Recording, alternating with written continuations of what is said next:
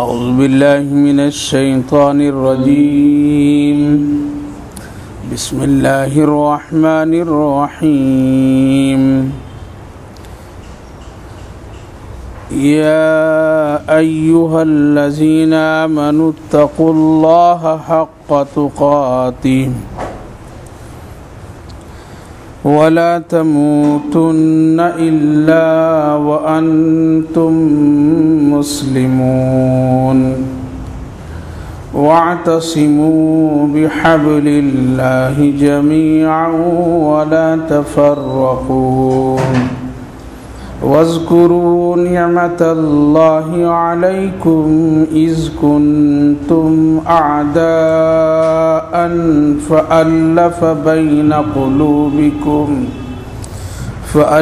بين قلوبكم فأصبحتم بنعمته إخوانا وكنتم على شفا حفرة من النار فأنقذكم منها كذلك يبين الله لكم آياته لعلكم تهتدون ولتكن منكم أمة يدعون إلى الخير ويأمرون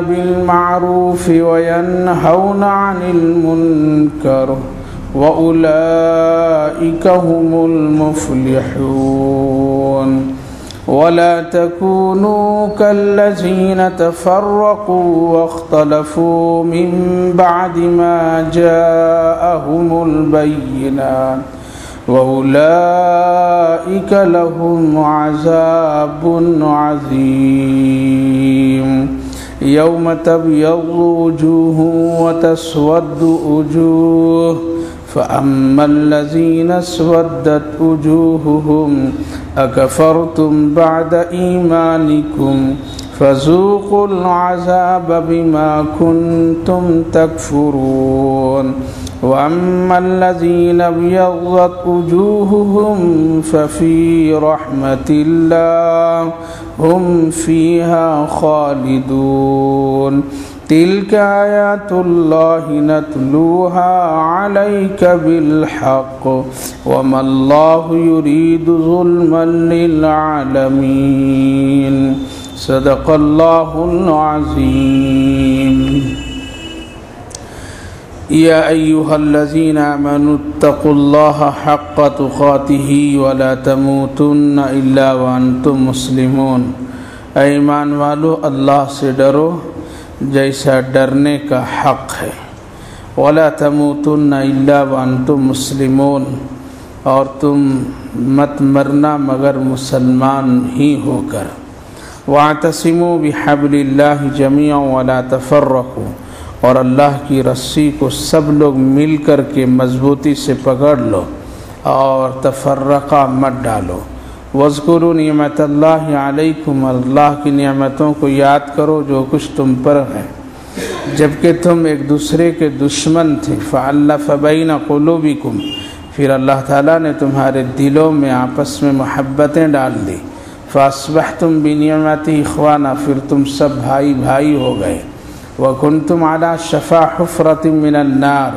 فَأَنْقَذَكُم مِّنْهَا اور تم جہنم کے بالکل کنارے کھڑے تھے پھر ہم نے تم کو بچایا اس سے کذالک یبین اللہ لکم آیاتہ اسی طرح اللہ تعالیٰ اپنے نشانیوں کو بہت ہی واضح کر کے بیان فرماتا ہے تاکہ تم ہدایت اختیار کر لو بزرگوں اور دوستوں یہ آیت کریمہ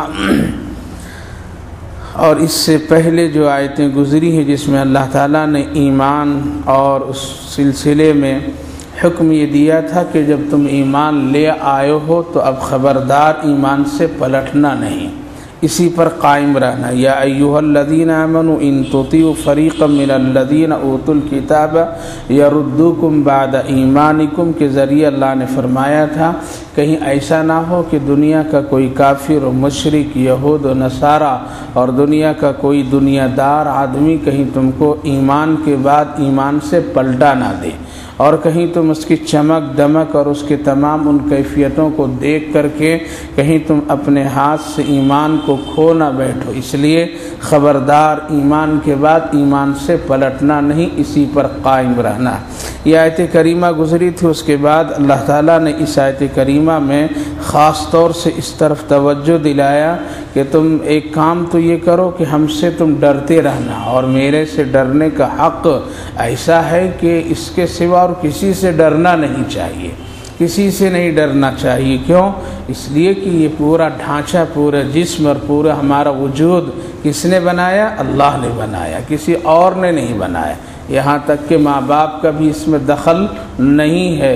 اگر اللہ تعالیٰ کسی ایک کو آنکھ کے بغیر پیدا کر دے تو ماں باپ مل کر کے اس کو آنکھ نہیں دے سکتے ہیں۔ تو پوری ہماری تخلیق اور ہماری پیدائش، ہمارے وجود میں اللہ ہی کا پورا حق ہے اور اسی کی طاقت اور قدرت ہے۔ لہٰذا ہر طرح سے اللہ سے ڈرنا، یعنی آنکھوں کے ذریعے سے بھی، کانوں کے ذریعے سے بھی، زبان اور خیال، فکر اور دل، ہر چیز سے کس سے؟ اللہ ہی سے ڈرنا۔ اسی لیے پورا حق اللہ سے ڈرنے کا ہے، اور ڈرتا ہے وہ آدمی جو متقی اور پرہیزگار ہے، اور متقی پرہیزگار وہی آدمی بنتا ہے جو اللہ سے ڈرتا ہے۔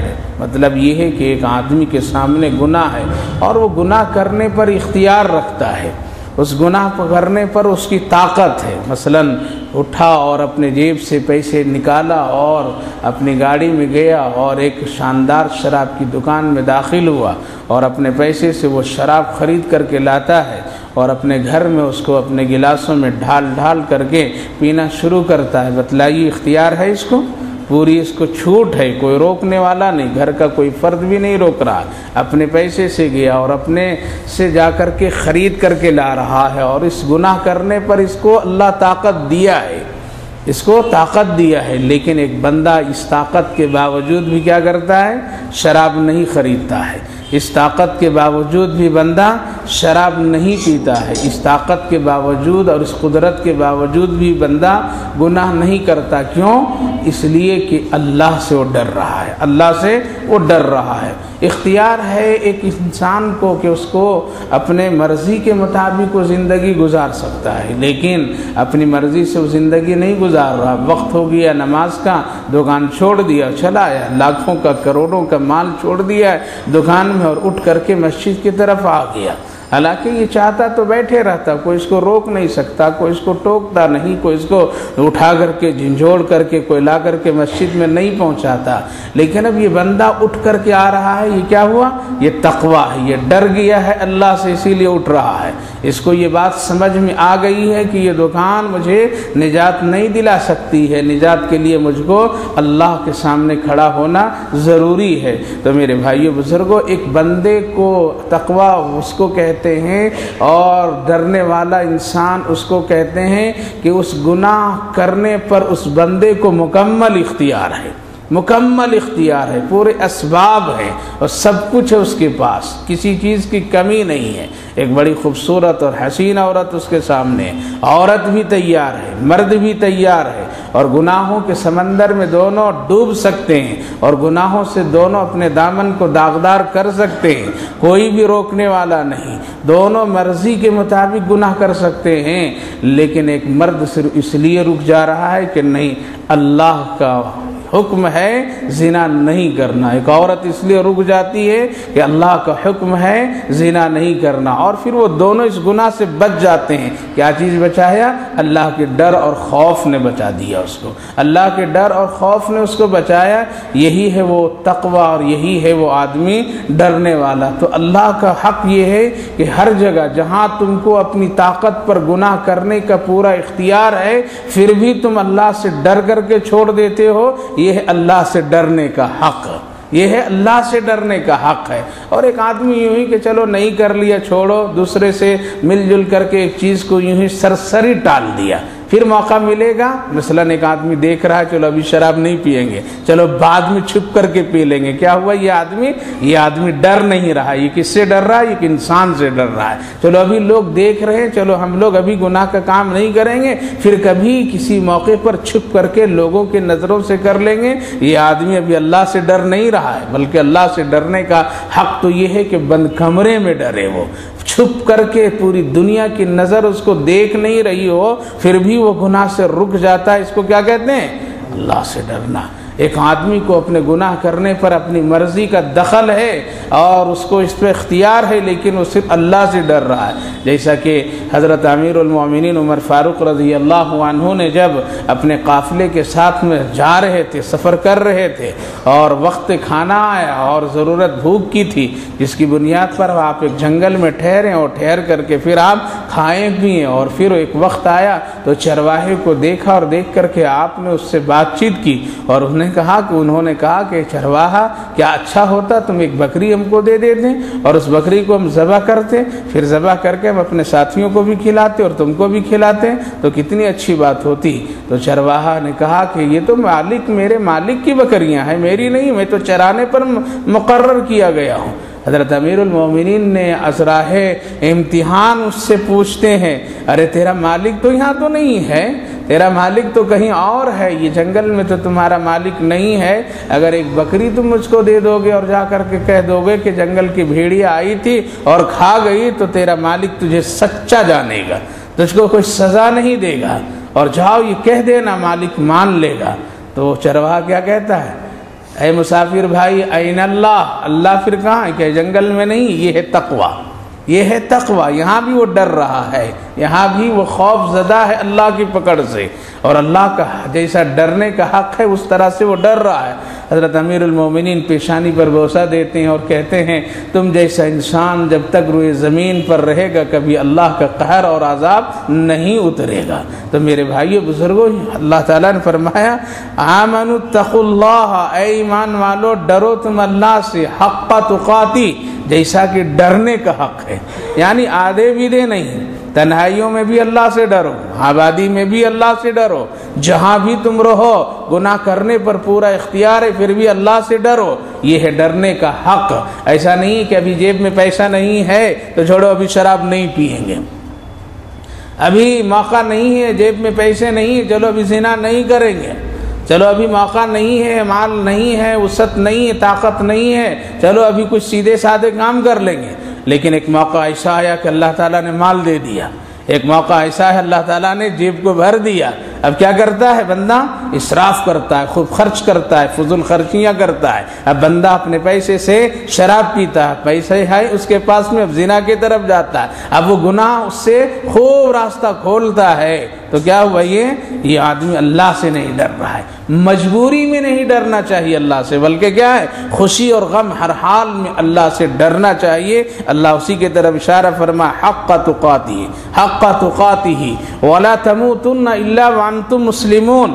پہلی آیت اللہ نے فرمایا تھا تم ایمان لانے کے بعد ایمان سے پلٹنا نہیں، اللہ فرما رہا ہے تمہاری موت آئے تو ہر حال میں ایمان پر موت آئے، یعنی مسلمان ہی ہو کر کے مرنا، تم کافر ہو کر نہیں مرنا، تم بددین ہو کر کے نہیں مرنا، یہودی اور نصارہ ہو کر کے نہیں مرنا، بلکہ تمہاری موت آئے تو اس حال میں کہ تمہاری زبان پر کلمہ ہو، تمہارا خاتمہ ایمان پر ہو۔ کیا مطلب؟ کہ اتنا تم ایمان میں پکے ہو جاؤ، تم اپنے ایمان کو اتنا بچا کر کے لے آؤ، تم اپنے ایمان کو اتنا سنبھال کر کے لے آؤ کہ تم اب مرنے لگو تو تمہارا خاتمہ کس پر ہو؟ ایمان پر ہو۔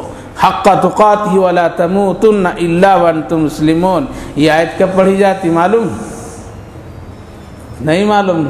جتنے نکاح کر لیے ہیں سب کے نکاح کے وقت میں یہ آیت پڑھی جاتی ہے۔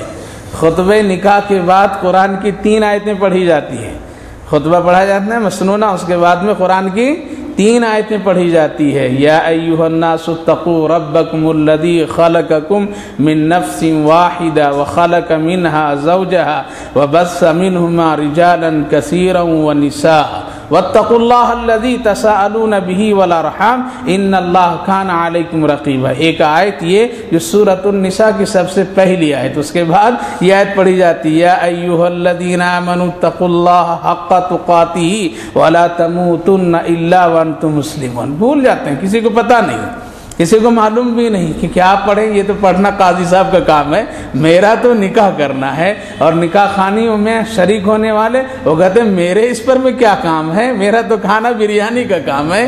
اس لیے کوئی بھی اس آیت کریمہ پر غور ہی نہیں کرتا.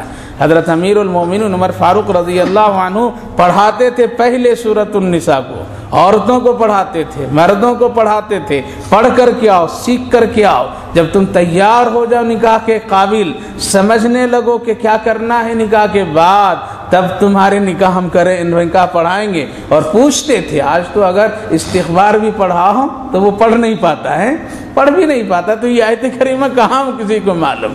اس کی بنیاد اسی وجہ سے آج دیندار نہیں بن پا رہے ہم لوگ. اسی وجہ سے ہم لوگ بھول گئے. ہر ایک مسلمان کے نکاح میں، ہر ایک مسلمان مرد عورت کے نکاح کے وقت نبی اکرم صلی اللہ علیہ وسلم نے چن کر کے قرآن کریم میں سے یہی 3 آیتوں کو رکھا. کیوں رکھا؟ اس لیے کہ اس میں 2 بنیادی چیزیں میرے بھائیو بزرگوں. کیا ہیں؟ 2 بنیادی چیزیں. اور اسی سے 2 بنیادی چیزوں سے ہماری آخرت بنے گی اور ہماری گھریلو زندگی بھی خوشگوار رہے گی.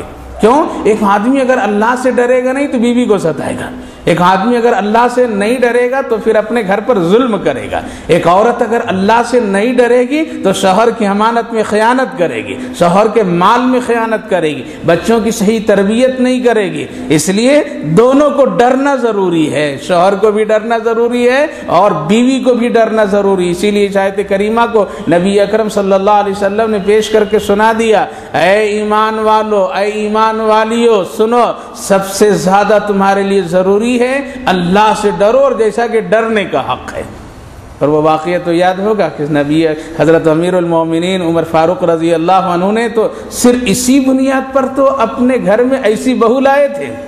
وہ بہو جو حضرت عمر رضی اللہ عنہ گشت کرتے کرتے تھک گئے، چلتے چلتے تھک گئے، اور تھک کر کے غلام اور آقا دونوں ایک گھر کے دیوار سے ٹیک لگا کر کے سستانے کے لیے بیٹھ گئے. اور بیٹھنے کے بعد ذرا سی آواز آ رہی تھی تو سننے لگے. تو ماں کہہ رہی تھی بیٹی ذرا دودھ میں پانی ملاؤ. بیٹی کہہ رہی تھی نہیں ملاؤں گی. ماں کہہ رہی کہ ملا دو. بیٹی کہتی نہیں ملاؤں گی. کہا کہ کیوں؟ کہا کہ یہ جرم ہے، یہ جرم ہے، ایسا نہیں کرنا چاہیے. یہ اللہ کے قانون کے ساتھ نا انصافی کا معاملہ ہے. پانی میں دودھ ملانا یہ شرعاً جائز نہیں، یہ حرام ہے. اس لیے ماں ہم نہیں ملائیں گے. ماں کہتی ملا لو. پھر بیٹی کہتی ہم نہیں ملائیں گے. عمر رضی اللہ عنہ کو خبر لگ گئی تو بہت سخت سزا دیں گے. تو ماں پلٹ کر کے کیا جواب دیتی ہے؟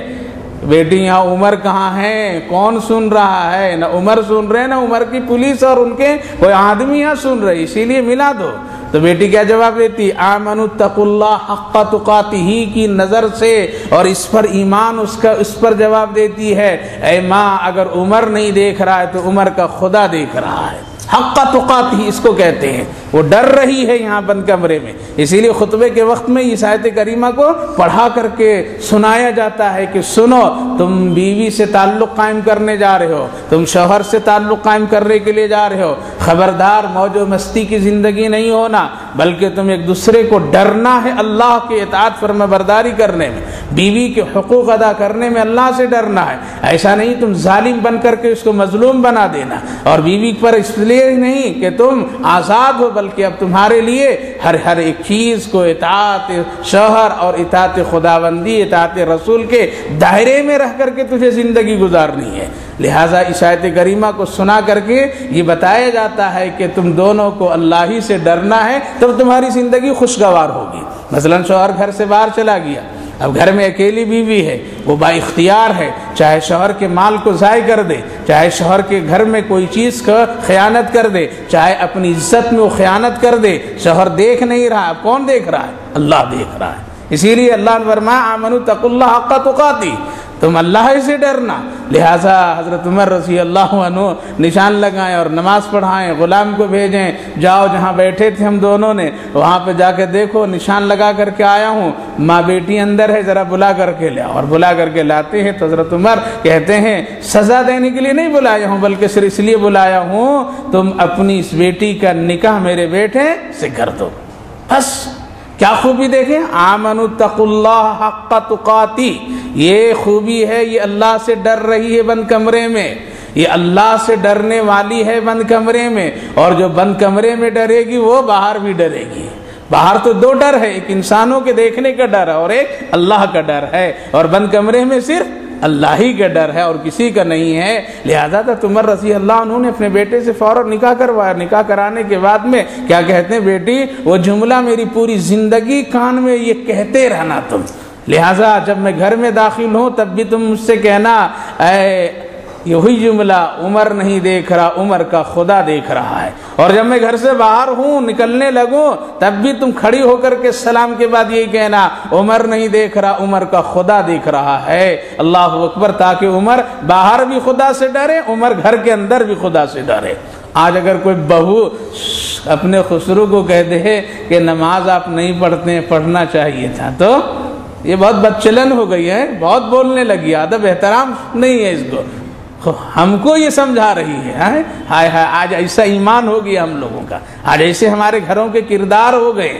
حالانکہ حق ہے ایک بہو کو اپنے گھر کے مردوں کو بھی دیندار بنانے کا، حق ہے اپنے گھر کی عورتوں کو کہ اپنے گھر کے چھوٹے بڑے کو دین کی دعوت دینے کا۔ اگر کوئی اس نظریے سے کوئی بہو کو بیٹی اپنے گھر کے کسی بڑے کو اگر توجہ دلا دے، آپ نماز نہیں پڑھتے ہیں، آپ پر نماز پڑھنا فرض ہے، تو قسم خدا کی سر جھکا کر کے اس کی بات کو قبول کر لینا چاہیے اور اپنے اندر احساس پیدا کر لینا چاہیے، ہاں ایسا مجھ کو کرنا چاہیے۔ لہٰذا میرے بھائیو بزرگوں، نکاح کے وقت میں یہ آیت کریمہ پڑھی جاتی ہے۔ تو ایک تو ہے ڈرنا، ڈرنے کے بعد پھر کیا ہے، سب سے جو بڑی بنیادی اور سب سے بڑی کامیابی چیز ہے ہمارے اور آپ کے لیے، وہ کیا ہے، ایمان ہے۔ ایمان ہے، اللہ نے فرمایا باقی چیز تو ہم سنبھال دیں گے، جتنی تیرے روزی مقدر میں لکھ دیا ہوں ہم دے دیں گے تجھ کو، اس کے چکر میں رہ کر کے میری نافرمانی نہیں کرنا۔ اگر تیری قسمت میں شہنشاہیت ہے تو میں بادشاہ بنا دوں گا، اگر تمہاری قسمت میں شاہی محل ہے تو وہ بھی میں بنوا دوں گا، اور اللہ ہی بناتا ہے۔ شداد کا نام سنے نے، کہاں ماں مر گئی، کیا ہو گئی، کشتی ٹوٹی اور تختے الگ الگ ہوئے، اور حضرت اسرائیل کو اللہ نے بھیجا اس عورت کو مارو اور اس کے بچے کو دریا کے کنارے نکال کر کے ڈال دو۔ حضرت اسرائیل کہتے تھے کہ کاش کہ اگر موت میرے اختیار میں ہوتی تو اس عورت کو مرنے نہیں دیتا، اس لیے اس کے گود میں بچہ ہے اور دودھ پی رہا ہے، میرا رب کیسے فیصلہ کر دیا۔ اللہ اکبر، نبی اکرم صلی اللہ علیہ وسلم فرماتے ہیں اسرائیل کہہ رہے ہیں کہ اگر موت میرے اختیار میں تو اس عورت کو موت نہیں دیتا میں، بلکہ اس کو زندگی میں دے دیتا، اس لیے اس کو چھوٹا سا بچہ ہے، دودھ پی رہا ہے اور دریا کے ہچکولے میں تختے میں بیٹھ کر کے بہہ رہی ہے، موت اور حیات کی کشمکش میں ہے، اور اللہ فرمائے اس کی روح نکالو، اس کے بچے کو وہاں پھینک دو۔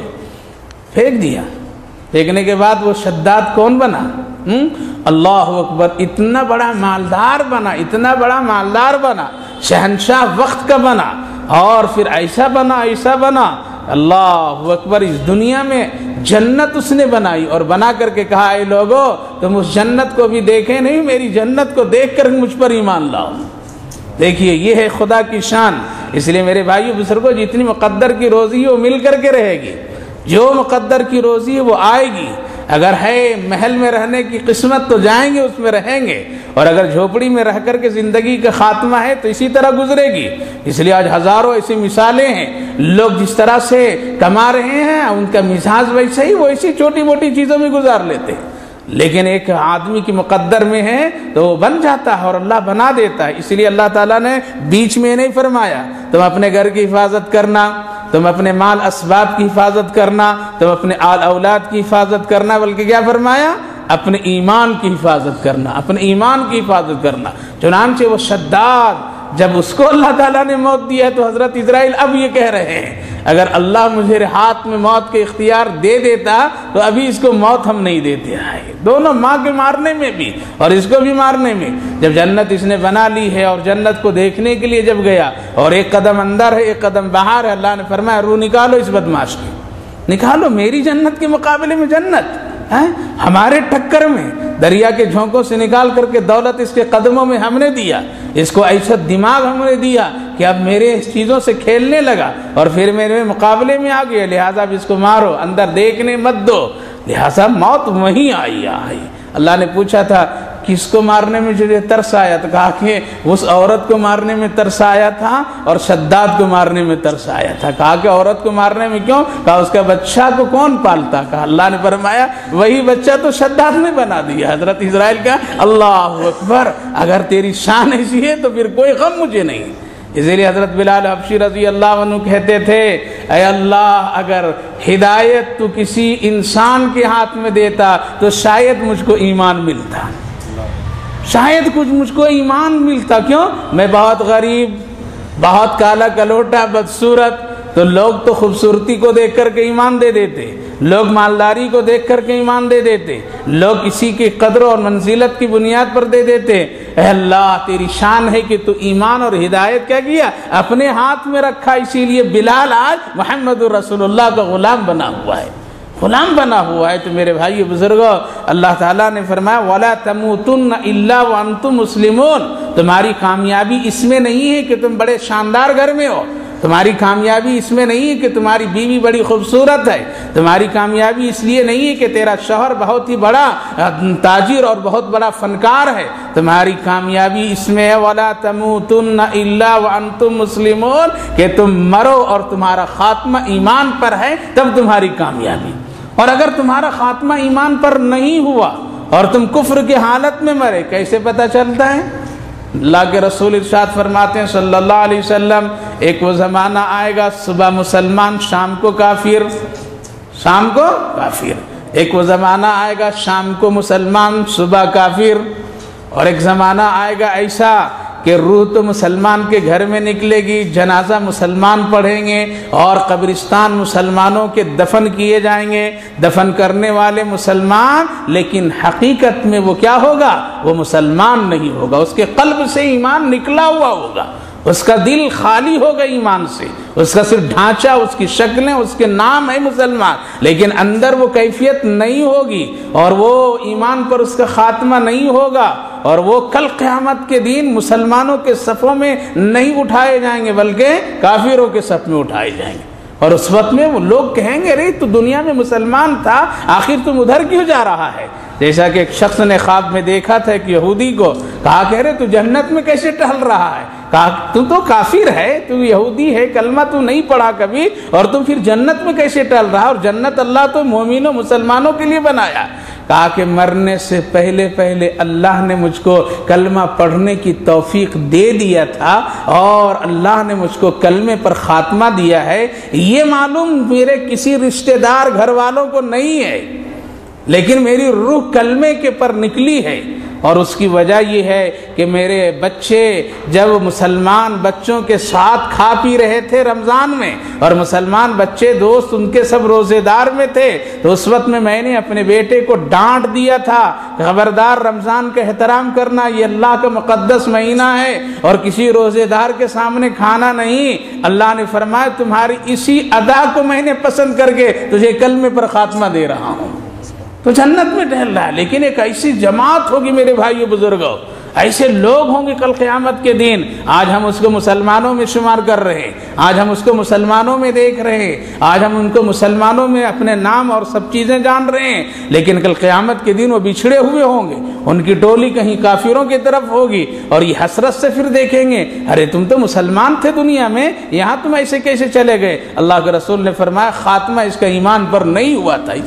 اسی لیے محنت اس کی کرنے کی ضرورت ہے. وَلَا تَمُوتُنَّ إِلَّا وَأَنْتُمْ مُسْلِمُونَ. اور خاص کر کے وہ بزرگ حضرات, خاص کر کے وہ عمر دراز حضرات, خاص کر کے وہ لوگ جو اپنی زندگی کا اکثر حصہ پاس کر دیے اور اب ان کی زندگی کے بالکل مختصر سے حالات ان کے سامنے ہیں اور ان کے آثار آخرت کی طرف ہیں، ایسے لوگوں کو تو مکمل اس کی تیاری میں لگ جانا چاہیے، مکمل اس کی تیاری میں لگ جانا چاہیے، اور پھر اس عمر میں اس کی تہجد کبھی نہیں چھوٹنی چاہیے، پھر کبھی اس سے توبہ اور استغفار میں چک نہیں ہونی چاہیے، پھر ان کو تو زندگی اللہ اللہ کر کے گزارنی چاہیے تاکہ ہمیں ہمارے خاتمہ ایمان پر ہو اور اللہ اس کو پسند کرے۔ اس لیے نبی اکرم صلی اللہ علیہ وسلم نے ارشاد فرمایا کہ تم پڑھاؤ گے کلمہ لیکن پڑھ نہیں سکیں گے، پڑھاؤ گے کلمہ پڑھ نہیں سکیں گے، اس کے قلب سے نور ایمان نکلا ہوا ہوگا اور کبھی بھی وہ کلمہ کو نہ سن سکیں گے نہ پڑھ سکیں گے، اور آپ نے جیسے ارشاد فرمایا قرب قیامت میں لگیں گے مسلمان لیکن وہ حقیقت میں نہیں ہوں گے،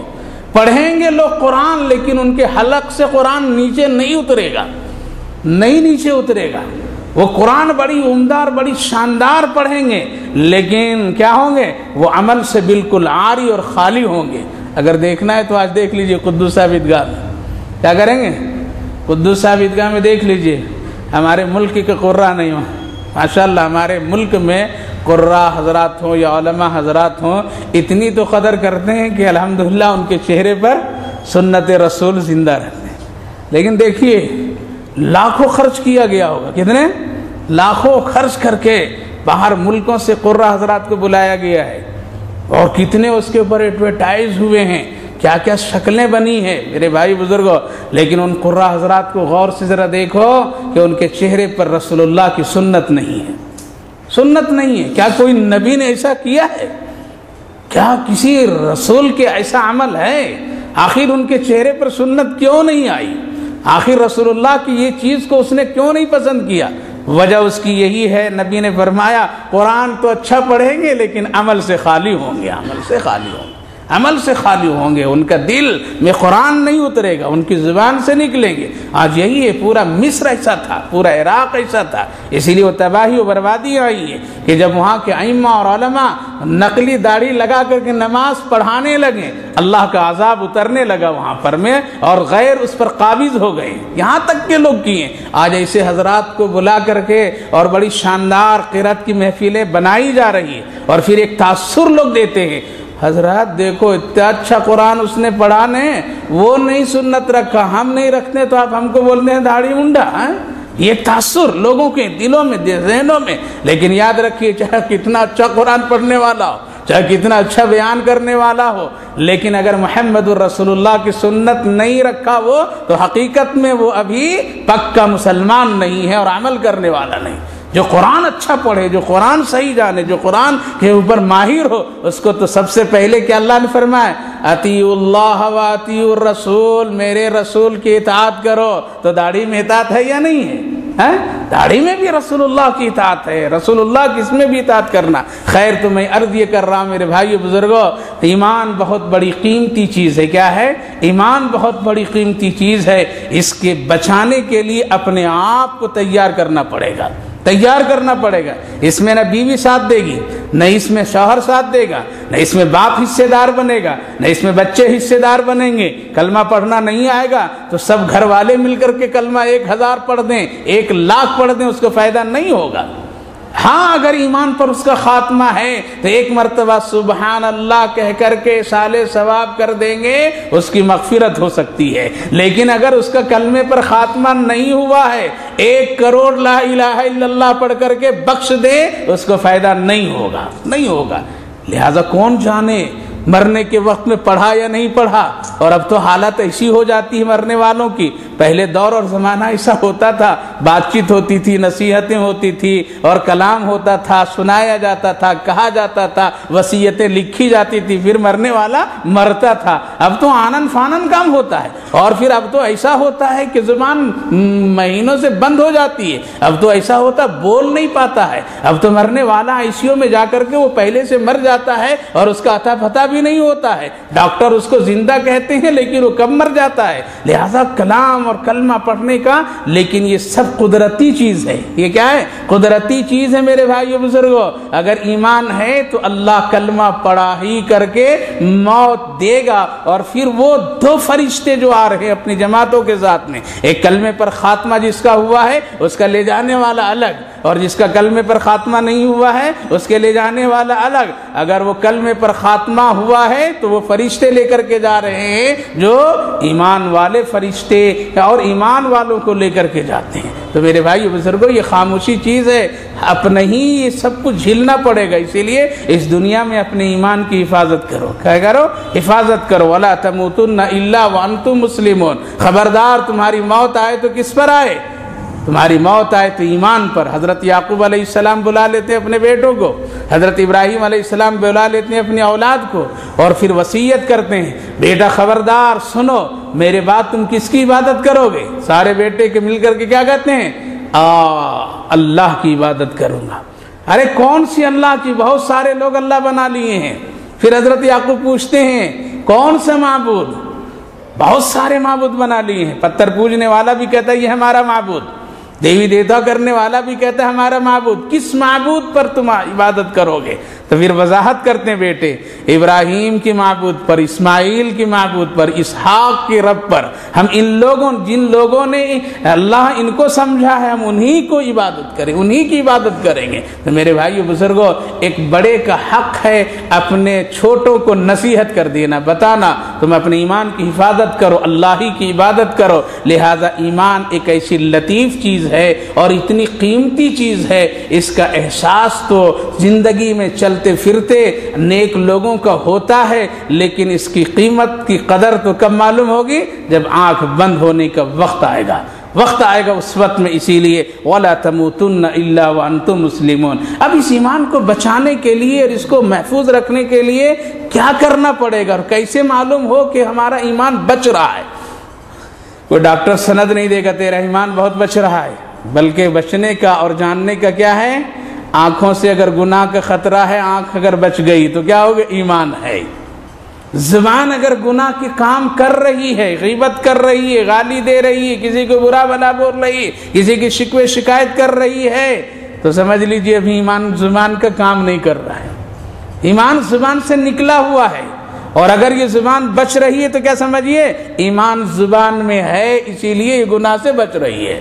ہاتھ بچ رہا ہے، پیر بچ رہے ہیں، دل و دماغ بچ رہے ہیں۔ اسی لیے اللہ کے رسول نے فرمایا ایمان گھٹتا ہے اور بڑھتا ہے، اور تیرا ایمان کبھی کبھی پراگندہ ہو جاتا ہے۔ اللہ کے رسول صلی اللہ علیہ وسلم سے صحابہ نے پوچھا ہم کیسے سمجھیں ایمان میرا بڑھ گیا اور گھٹ گیا؟ تو آپ نے فرمایا تم اگر نیکی کا کام کرو برابر تو سمجھ جاؤ ایمان بڑھ رہا ہے، اور اگر تم گناہ کرو اور گناہ کرتے چلے جاؤ، توبہ نہ کرو، تو سمجھ جاؤ تمہارا ایمان گھٹتا چلا جا رہا ہے۔ اور یہ گھٹتے گھٹتے کیا ہوتا ہے؟ جب گھٹے کا گھڑے سے پانی بار بار نکالیں گے تو کیا ہوگا؟ اور ڈالیں گے نہیں تو اکاؤنٹ میں پیسے نہیں ڈالیں گے اور جا کر کے کارڈ لگائیں گے تو نکلے گا پیسہ، خالی پرچی نکل جائے گی، اور کیا کہیں گا؟ تمہارے اکاؤنٹ میں نو بیلنس ہے۔ ورنے وقت فرشتہ بھی کہے گا نو بیلنس، تمہارے قلب میں ایمان ہی نہیں ہے، ایمان ہی نہیں ہے۔ تو پہلے اس میں ڈالو، نماز ڈالو، روزہ ڈالو، حج ڈالو، زکوٰۃ ڈالو، صدقہ خیرات ڈالو اس میں، اور اس میں سچائی ڈالو، ماں باپ کی خدمتیں ڈالو، اللہ کی رضا ڈالو، اور اس میں تسبیحات ڈالو۔ یہ ڈالتے چلے جاؤ گے تو کیا ہوگا؟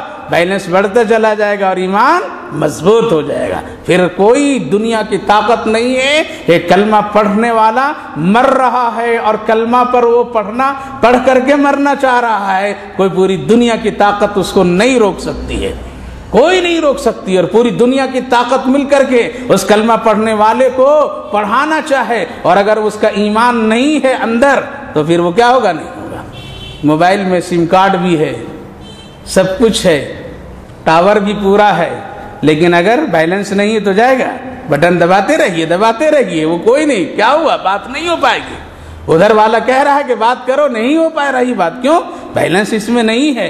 تو تو ادھر ہم لوگ تلقین کریں گے لا الہ الا اللہ پڑھو، لا الہ الا اللہ پڑھو، لیکن وہاں رہے بیلنس تو اپنے پڑھے گا وہ آدمی، اسی لیے اس کا خاتمہ کفر پر ہو جاتا ہے۔ اس لیے میرے بھائی بزرگوں بہت نازک مسئلہ ہے، اسی لیے سیدنا صدیق اکبر رضی اللہ عنہ کہتے ہیں ایمان تو ایسا ہے جیسا شہد کا پیالہ خوبصورت ہے، اور ایک مومن کے دل میں ایمان کا محفوظ رہنا اتنا میٹھا معاملہ ہے جتنا شہد میٹھا ہے، لیکن اس سے ایمان کا آخری وقت تک کے بچا کر کے لے جانا اتنا باریک معاملہ ہے جیسا بال باریک ہوتا ہے، بال باریک ہوتا ہے۔ اس لیے اپنے ایمان کی حفاظت اور اس پر محنت اپنے آپ کو کرنا ہے، مردوں کو بھی کرنا ہے، عورتوں کو بھی کرنا ہے۔ اللہ نے اسی کی طرف توجہ دلائی، یا ایھا الذین آمنوا اتقوا اللہ، اے ایمان والو تم ڈرتے رہو اللہ سے جیسا کہ اللہ سے ڈرنے کا حق ہے، اور تمہاری موت آئے تو کیا ہو، بالکل تمہاری موت ایمان ہی پر آئے، مسلمان ہی ہو کر کے مرو، یہی ہے مسلمان کی سب سے بڑی کامیابی۔ اللہ کے رسول صلی اللہ علیہ وسلم نے ارشاد فرمایا وہ کامیاب ہو گیا جس کا خاتمہ ایمان پر ہوا، وہ کامیاب ہو گیا جس کا خاتمہ میرے لائے ہوئے کلمے پر ہوا۔ تبھی تو اللہ کے پیغمبر کیا کہہ رہے ہیں اپنے چچا سے، چچا پڑھ لیجئے باقی کام میں کرا دوں گا اللہ سے، اللہ اکبر، باقی کام کرا دوں گا، آپ کی محبتیں شفقتیں میرے ساتھ بہت ہے، آپ کی توجہ میرے اوپر بہت ہے، آپ کے حوصلے سے میں مکہ کی گلیوں میں نکل کر کے لوگوں کو کلمہ پڑھایا اور کتنوں کو پڑھا دیا۔ اے میرے چچا آپ کی ہمت اور توجہ دلانے سے میں کفار و مشرکین سے لڑ گیا اور کوئی میری طرف انگلی نہیں اٹھایا۔ اے چچا آپ کے بڑے احسان ہے، بس دو بولی بول لیجیے آپ لا الہ الا اللہ محمد الرسول اللہ، ہم آپ کا کام کر دیں گے، کرا دیں گے اللہ سے۔ لیکن نہیں پڑھیں تو نبی بھی نہیں کہہ پا رہے ہیں کہ میں اپنے چچا کو جہنم سے بچا لوں گا، نبی بھی نہیں کہہ پا رہے ہیں، اور آج پوری دنیا کا علماء بھی نہیں کہیں گے کہ ہاں وہ جہنم سے بچ جائیں گے، نہیں، اللہ اکبر۔ کیوں؟ اس لیے کہ کلمے پر خاتمہ نہیں ہو رہا ہے، کلمہ لا الہ الا اللہ پر خاتمہ نہیں ہو رہا ہے، مرنے والا مر رہا ہے، لوگ تلقین کر رہے کلمہ پڑھ لو کلمہ پڑھ لو، کہہ رہا ہے کلمہ پڑھنا چاہتا ہوں لیکن میری دکان کے ترازو کی وہ ڈنڈی میرے حلق میں بار بار آ کر کے اٹک رہی ہے، چاہو پہلے میرے ترازو کو توڑ دو، میرے ڈنڈی کو توڑ دو، ہو سکتا ہے کلمہ پڑھ لوں، لیکن نہیں کہا کہ کیوں؟ اس لیے کہ برابر ڈنڈی چوری کرتا تھا، ناپ تول میں کمی کرتا تھا، آج اس عمل کی پکڑ اس کی موت کے وقت ہو رہی ہے اور کلمے پر اس کا خاتمہ نہیں ہو رہا ہے۔ اللہ اکبر، ایک صحابی رسول صلی اللہ علیہ وسلم کے انتقال اور بالکل آخری وقت ہو رہا ہے اور وہ تڑپ رہے ہیں، صحابہ کلمہ پڑھانے کے اوپر آمادہ ہیں، کہہ رہے ہیں کہ کلمہ پڑھ لو کلمہ پڑھ لو، لیکن وہ کہتا ہے میں کلمہ پڑھنا چاہتا ہوں لیکن میری ماں ناراض ہے جس کی وجہ سے میری زبان نہیں چل پا رہی ہے، جاؤ میرے آقا کو خبر دے دو آخری وقت میں میری ماں مجھ سے راضی ہو جائے۔ اللہ اکبر، آج کتنے ماں باپ دکھی ہیں، جہازہ کیسے کلمہ نصیب ہوگا؟ نبی کا زمانہ ہے، صحابہ ہیں، رسول اللہ حیات میں ہے، اللہ کے پیغمبر کو خبر ہوئی اور آپ چلے آتے ہیں، آ کر کے پوچھتے ہیں، صحابہ بتاتے ہیں یا رسول اللہ ان کی بات سنیے، تو کہتے ہیں یا رسول اللہ کلمہ پڑھنا چاہتا ہوں لیکن ماں مجھ سے ناراض ہے، اس کی وجہ سے زبان پر کلمہ نہیں آ رہا ہے۔ وہ شخص ہے جو رسول اللہ کی وجہ نماز پڑھا تھا، وہ شخص ہے جو محمد الرسول اللہ سے ہاتھ پر ہاتھ رکھ کر کے ایمان لایا تھا، وہ شخص ہے جو نبی کے ساتھ جہاد میں گیا ہوا تھا، لیکن آج کلمہ صرف نصیب نہیں ہو رہی، کیوں؟ ماں ناراض ہے۔ اللہ کے پیغمبر سیدھے ماں کی خدمت میں پہنچتے ہیں اور کہتے ہیں میں لکڑی جمع کراتا ہوں۔ کہا کہ کیوں رسول اللہ؟ کہا کہ لکڑی جمع کر کے تیرے بیٹے کو آگ میں ڈال دینا چاہتا ہوں تمہاری نظروں کے سامنے، کیا تم پسند کرو گی؟ نہیں نہیں، میں اپنی آنکھوں کے سامنے اپنے بیٹے کو آگ میں جلتے ہوئے نہیں دیکھنا چاہتی یا رسول اللہ، ایسا مت کیجئے میرے بیٹے کے ساتھ۔ تو آپ نے فرمایا اگر ایسا نہیں تم چاہتی ہو فوراً اپنے بیٹے سے راضی ہو جاؤ، ورنہ اگر بغیر کلمے پڑھے ہوئے موت ہو گئی تو سیدھے یہ جہنم میں چلا جائے گا۔ اللہ اکبر، یہ کہنا تھا اور نبی کا سنانا تھا۔ دیکھیں نبی کتنے حکمت سے کام کیا، نہ ماں کو ڈانٹیں، نہ ماں کو پھٹکاریں، نہ ماں کو دھمکی دیں اور نہ ماں کو کسی طرح سے کیے۔ یہ ہے اصلاح کا طریقہ، یہ ہے اصلاح کا طریقہ۔ رسول اللہ صلی اللہ علیہ وسلم نے ویسا انداز اختیار کیا کہ ماں بھی بالکل اپنے آپ کو خاموش کر لیتی اور کہتی ہے یا رسول اللہ میں تو کبھی نہیں پسند کرتی کہ میرے نظروں کے سامنے میرا بیٹا آنکھ کے حوالے ہو جائے۔ تو اللہ کے پیغمبر فرماتے ہیں اگر دنیا کی آگ میں تم پسند نہیں کرتی ہے تو پھر کیا جہنم کی آگ میں جانے دینے کے لیے تیار؟ اگر نہیں تو پھر تم بیٹے کی غلطیوں کو معاف کرو، تبھی اس کی زبان پر کلمہ آئے گا۔ ماں ادھر کہتی ہے یا رسول اللہ میں ساری غلطیوں کو اپنے بیٹے کو معاف کرتی ہوں، اللہ میرے بیٹے کے ایمان پر خاتمہ فرمائے۔ قسم خدا کی ماں ادھر کہتی ہے اور ادھر لا الہ الا اللہ محمد الرسول اللہ پر خاتمہ ہوتا ہے۔ آج ہم کتنوں کا حق دبائے ہیں، کلمہ نصیب ہوگا، کتنوں کو ستائے ہیں نصیب ہوگا، کتنوں پر ظلم کیے ہیں ہوگا۔ میرے بھائیو بزرگوں، اس وقت کوئی ساتھ نہیں دے گا، اسی لیے اللہ تعالیٰ نے ہماری زندگی کے آغاز اور انتہا میں بتا دیا ہم سے ڈرتے رہنا، تبھی یہ کلمہ باقی رہے گا دل میں۔ ایک ہی علاج ہے، اللہ سے ڈرتے رہنا، تقوی اختیار کرنا، متقی بننا، تبھی یہ ہوگا۔ وَلَا تَمُوتُنَّ إِلَّا وَأَنْتُمْ مُسْلِمُونَ۔ اللہ تعالیٰ ہم سبوں کی اس کی توفیق عطا فرمائے۔ اگلی آیتیں آ رہی، اس میں مضامین بہت ہی اچھے ہیں اور بہت ہی شاندار ہیں، اور اللہ رب العالمین نے ہماری اور آپ کی قوت اور طاقت اور اجتماعیت کے بارے میں بتا رہا ہے، اور صحابہ کرام کی تاریخ کے نقشے کو کھینچ رہا ہے۔ دیکھو یہ کیسے بکھرے ہوئے لوگ تھے، کوئی روم سے آیا، کوئی فارس سے آیا، کوئی کہیں سے آیا، اور بکھرے ہوئے تھے، آپس میں ایک دوسرے کو کوئی جانتا نہیں تھا، اور بالکل ٹوٹے پھوٹے ہوئے لوگ تھے۔ لیکن اور جو لوگ یہاں مکہ میں تھے وہ ایک دوسرے کے دشمن بنے ہوئے تھے، لیکن میں ان کے دلوں میں محبتیں جب ڈال دی ہے تو پھر کیسے ہوئے؟ مرنے والا، شہید ہونے والا کہتا ہے مجھ کو پانی مت پلا، پہلے اس کو پلا لو۔ اس کے پاس جا رہا ہے پانی لے کر، کہتا ہے مجھ کو مت دو، پہلے اس کو دو۔ اللہ اکبر! یہ محبتیں کس نے پیدا کی؟ اللہ بتائے گا، اس میں واقعہ ہے وہ، اور اس میں وہ نقشہ اللہ نے کھینچا ہے کہ دیکھو ہم کیسے اجنبی کے دلوں میں محبتیں پیدا کر دیتے ہیں، اور ہم پھر اس کو کس طرح سے طاقت اور قوت والا بنا دیتے ہیں۔ اور آج اس کی ضرورت ہے، آج ہمارا دل محبتوں سے خالی ہے۔ ہاں وہ بازاری محبتیں تو بہت ہیں، بازاری محبتیں بہت ہے، لیکن حقیقی محبتیں دلوں سے نکلی ہوئی ہے، اس کو بسانے کی ضرورت ہے۔ اس آیت کریمہ میں سنیے صحابہ کیسے بکھرے ہوئے تھے، ایک کیسے ہو گئے، وہ اجنبی تھے آپس میں محبوب کیسے بن گئے، وہ لوگ ایک دوسرے کو جانتے نہیں تھے لیکن ایک دوسرے کا ہمدرد کیسے بن گئے، اور اپنی جان سے زیادہ دوسرے کی جان کو کیوں پیاری سمجھتے تھے۔ اس آیت کریمہ میں وہ ساری باتیں آ رہی ہیں۔ اللہ ہم سبوں کو اس کی توفیق عطا فرمائے۔ اللهم صل على سيدنا نبينا حبيبنا مولانا محمد وبارك وسلم عليه۔ اللهم ربنا آتنا في الدنيا حسنة وفي الآخرة حسنة وقنا عذاب النار۔ اے اللہ ہم سب گنہگار ہیں، خطا کار ہیں، بہت ہی کمزور ہیں، سیاکار و نافرمان ہیں۔ ہم اپنے گناہوں کے اقرار اور اپنے جرم کے اقرار کرتے ہیں، اور اس بات پر ایمان رکھتے ہیں کہ آپ کے سوا کوئی معاف نہیں کر سکتا ہے۔ اے اللہ ہم سبوں کے گناہوں کو معاف فرما دیجیے، آئندہ بچنے کی توفیق عطا فرمائیے، خیر کے فیصلے فرمائیے، ایمان اور اسلام پر استقامت عطا فرمائیے، اس کی حفاظت کی توفیق اور اسباب مہیا فرما دیجیے۔ اے اللہ گناہوں کے راستے بہت ہی سخت کر دیجیے، اور نیکی کا راستہ خوب آسان کر دیجیے۔ اے اللہ آپ ہی توفیق دے سکتے ہیں، خیر کی توفیق عطا فرمائیے۔ اے اللہ اس مجلس قرآن کو بہت قبول فرمائیے، کہنے سننے سے زیادہ عمل کی توفیق عطا فرمائیے، آخرت کے لیے نجات کا ذریعہ بنا دیجیے، دنیا کے لیے خیر و برکت کا ذریعہ بنا دیجیے۔ اے اللہ امن اور سکون عطا فرمائیے، ہر طرح دنیاوی پریشانیوں سے ہم سب کی پوری حفاظت فرمائیے۔ جو بھائی بہن مرد سب پریشان ہیں، اللہ ان سارے بھائی بہنوں کی پریشانیوں کو دور فرما دیجیے، جو بیمار ہیں ان کو شفا عطا فرما دیجیے، صحت مندوں کی صحت کی سلامتی عطا کر دیجیے، جو لوگ دنیا سے جا چکے ہیں اللہ ان سب کی مغفرت فرما دیجیے۔ اے اللہ جو کچھ مانگا وہ بھی عطا فرما، جو کچھ نہیں مانگ سکا آپ بہتر دینے والے ہیں، اپنی شان کے مطابق عطا فرما۔ ہماری اس مختصر سی دعاؤں کو اپنے کرم سے، فضل سے نبی اکرم صلی اللہ علیہ وسلم کے صدقے اور طفیل میں قبول فرمائیے۔ اللہم ربنا تقبل منا انک انت السمیع العلیم وتب علینا انک انت التواب الرحیم، وصلی اللہ تعالی علی خیر خلقہ محمد وعلی آلہ واصحابہ اجمعین برحمتک یا ارحم الراحمین، والحمد للہ رب العالمین۔